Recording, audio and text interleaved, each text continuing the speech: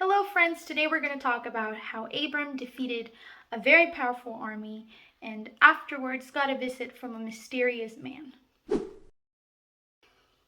So this all begins when Lot and Abram decide to separate because they were both wealthy men. We're rich, baby. So they didn't want any conflicts, and Lot decides to move towards the city of Sodom. And unluckily for Lot, there was a war going on at the time. It was 5 kings against 4, and Lot happened to be living on the losing side of the war.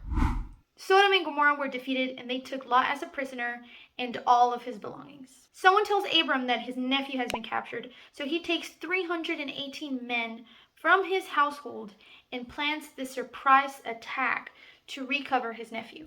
And Abram, with these 318 men, was able to defeat the army that had Lot captive, an army that a group of kings with their armies couldn't defeat. And that's not the crazy part. The craziest part is that it says that this army ran away from Abram and Abram had to go chase them down. It says that he chased them down from Dan all the way to this place called Hobah.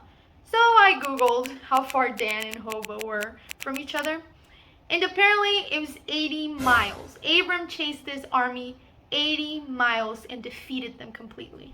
I don't know what you guys classify as miracles, but this is definitely on my list.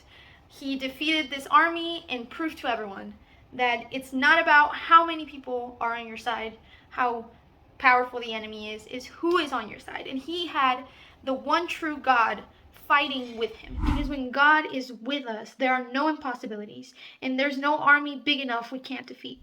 And the king of Sodom tells Abram, take these things you recovered, take them for yourself, just give me back the people. And Abram refuses, and you can say, Abram's crazy, he could have been super rich beyond his imagination. But this was really wise, because by rejecting this offer, he was making it clear that his victory and his success came from God alone, no one else.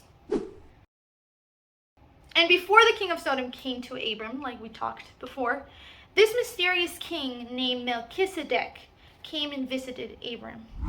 And Melchizedek means king of righteousness. And he was the king of this place called Salem. And Salem means peace. So he was the king of righteousness, but also a king of peace. And this place, Salem, later became the city of Jerusalem. And there's a whole chapter of Hebrews dedicated to the story of Melchizedek, and that is Hebrews 7. And this entire encounter with Abram is really mysterious. First of all, Melchizedek brings bread and wine to share with Abram. And bread and wine are symbols of Jesus' sacrifice, representing his blood and his body given up for us.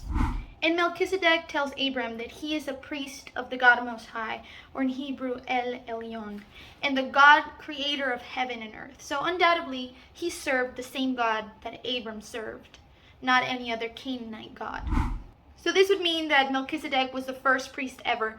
That is really strange because priests didn't come along until the time of Moses. Priest hadn't been put in place until Moses.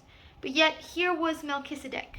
And according to the law of Moses, you couldn't be a legitimate priest if they couldn't trace down your parents, grandparents, and all your ancestry line. But Hebrews 7 tells us that Melchizedek had no ancestry. And it also says, strangely enough, that he had no beginning or no end to his life. So does that mean that he wasn't human? And it also says that he is an eternal priest like Christ. He is a permanent priest. So he puts him in kind of the same level as Jesus Christ. It is believed that Melchizedek was Christ, that he was a Christophany, which means a manifestation of the Son of God in the Old Testament before his incarnation as Jesus. But undoubtedly, Abram recognized the prominence and the importance of this man because he gave him a tenth of the things he had recovered. And this is the first tithe ever because Abram was presenting this to God through the priest Melchizedek, just like we receive salvation through Jesus Christ.